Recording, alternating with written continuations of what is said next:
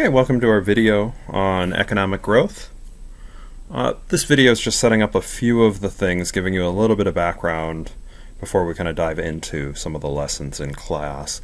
And really, one of the main things we want to talk about in the video is what's called the Solow Growth Model. It's named after Robert Solow.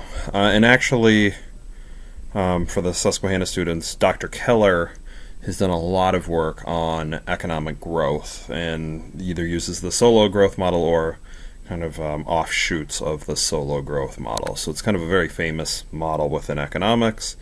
And it's nothing, I mean, you see it and it's nothing should seem too astounding from this, right?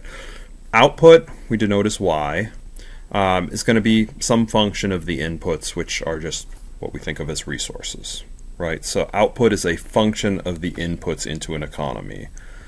So what are the inputs that we think? Well, these are the resources that we talk about at the beginning of the semester, right? What are our resources? It's land, labor, and capital, right? When we talked about the production possibilities frontier, there's some fixed level of resources we assumed, and from that, that's what you could produce, right?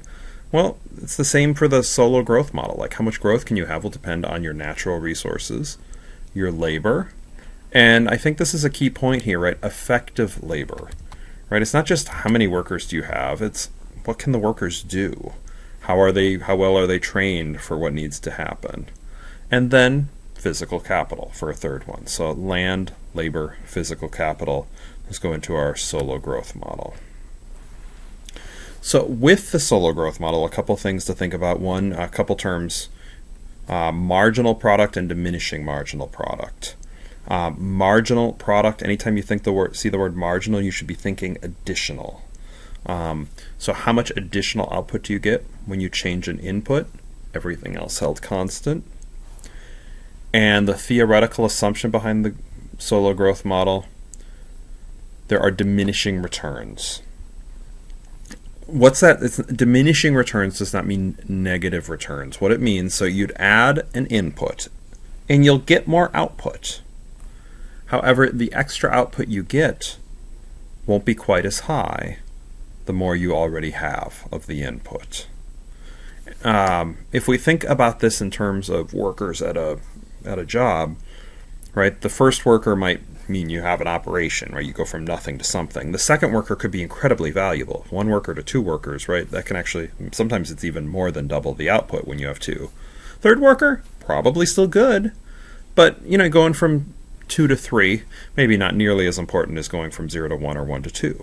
Same with going from 3 to 4. Each extra worker can get you more output. However, there's diminishing extra output or diminishing marginal product when you're adding units of input. It's also known as diminishing returns. So what are the implications of the Solow Growth Model? Well, because of the diminishing returns, there's what you would call a steady state. So the steady state happens when you'd get some new investment each year to provide new capital. And that new investment to provide new capital exactly replenishes the capital that is now gone. So there's no new net investment. So investment minus depreciation, which is just the depreciation is just how much is the old capital wearing out. The net investment is 0. And in the steady state, there would actually be no growth because your output would just stay the same because you use the same amount of capital.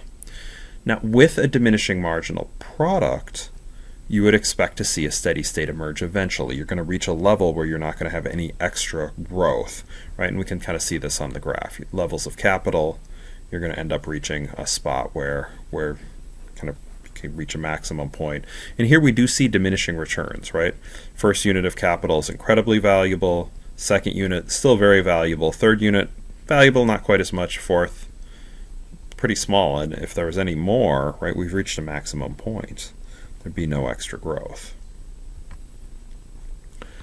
What does this mean, the Solow Growth Model? What are some of the implications? One big implication of the Solow Growth Model is that we could have convergence across nations. Because the first capital that's put into place is more valuable than the later capital that's added, very developed countries aren't going to be able to grow as fast as less developed countries. So the rich won't grow as much and the poor will catch up. Also says that there's greater returns to investment in poorer nations. And this all stems from this idea of the diminishing returns. Well, that's what the theory says of the first Solow model. However, empirical evidence hasn't really supported that there's been a steady state or convergence. One of the papers I actually remember reading in graduate school that really tried to look at this empirically. I won't forget the title, and you could look up the title, right, if you could look up this paper. The title of the paper in one of the top economics journals was Divergence Big Time, basically saying how much the rich countries have diverged from the poor countries. So that poses actually a little bit of a problem. Like we've got our Solow model, which makes some sense, but clearly there's got to be something else going on here.